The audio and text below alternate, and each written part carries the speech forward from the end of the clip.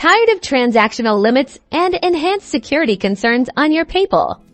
Let's fix that right now by verifying your account. First things first, open up your web browser on your computer, or if you prefer, open the PayPal app on your smartphone and navigate to the PayPal website or app homepage. You'll then need to log into your account using your email address and password. Once you're logged in, keep an eye out for any notification banners. PayPal often displays a prominent message at the top of your dashboard prompting you to verify your account. Click on that notification to get started.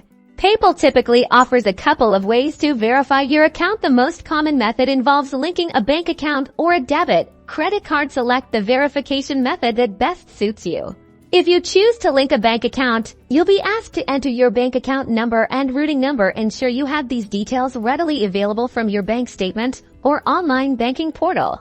Alternatively, if you're linking a card, you'll need to enter your card number, the expiration date, and the security code, also known as the CVV, which is usually found on the back of your card. After submitting your banking or card details, PayPal will typically initiate a small verification process for bank accounts. This often involves sending to small deposits to your account. You'll then need to re-enter the exact amounts of these deposits into PayPal to confirm ownership.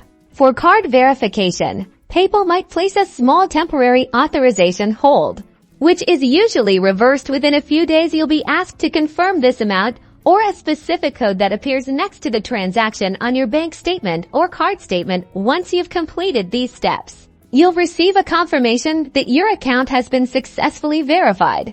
Congratulations! Your PayPal account is now verified, giving you enhanced security, higher transaction limits, and the full benefits of PayPal's services. Enjoy seamless and secure online transactions.